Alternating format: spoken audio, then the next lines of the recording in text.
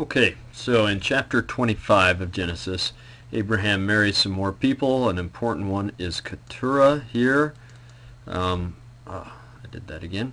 Is Keturah because Keturah has a son named Midian, and the Midianites will be important to us later because Moses will get his priesthood from the Midianites, and so clearly the priesthood can go through these other wives, at least some of them, and the covenant goes through them as well.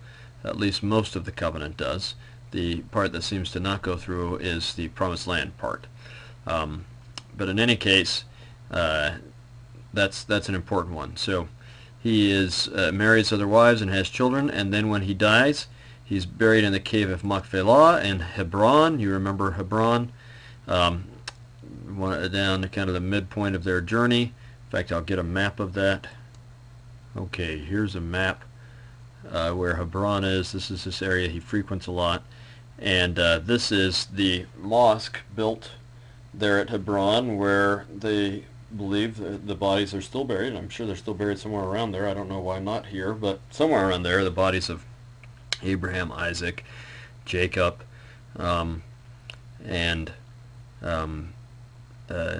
Sarah, and so on. So that's the traditional site for there.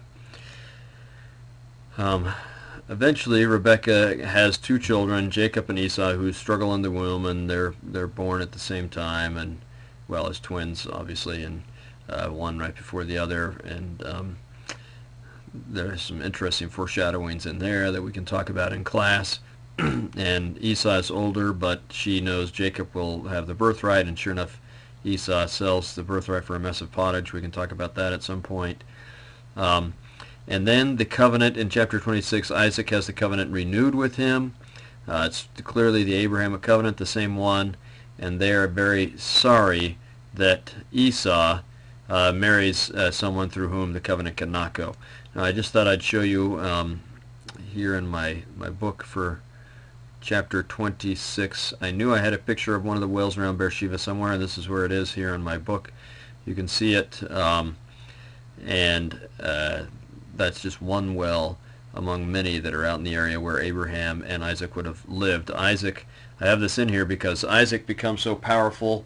Rebekah's also beautiful. After all, she's related to Sarah and Abraham, but just runs in the family, and so Abimelech wants to marry her, and then he figures out she's married to Isaac, and so on and so on. But Isaac becomes so powerful that there's strife between him and Abimelech, and so he has to go his own way, and he's digging wells. And this is the area around where he and Abraham dug wells, so this may be one of the wells. In fact, Beersheba literally means 7 wells. It's named after where Abraham and Isaac both, they dug these wells as a sign of the covenant. Sheva means both 7 and covenant.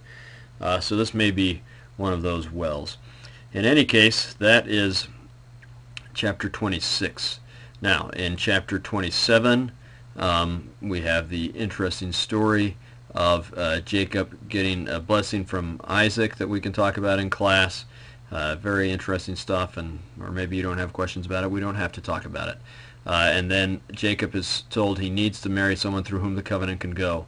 And so he is going to run up to Haran again to find someone there that he can marry. So if we look at the route, he's going to go up, and one of the first places he'll go is to Bethel, as he's working his way all the way up here, the same route that Abraham went a number of times. He's going to go to Bethel, and in Bethel he will build an altar. So you remember these various altars we see the patriarchs building. One of them is built by Abraham in Bethel. That's because he has the amazing vision there. So this is taken from near Jerusalem, but with a super telephoto lens. But this is Bethel here. So it's in this area where Jacob has this amazing, amazing vision. And then he's going to go all the way up there. So this 600 miles or so that we've talked about, where he'll go around like this and up to Haran. And there he will meet Rachel, which begins another amazing story.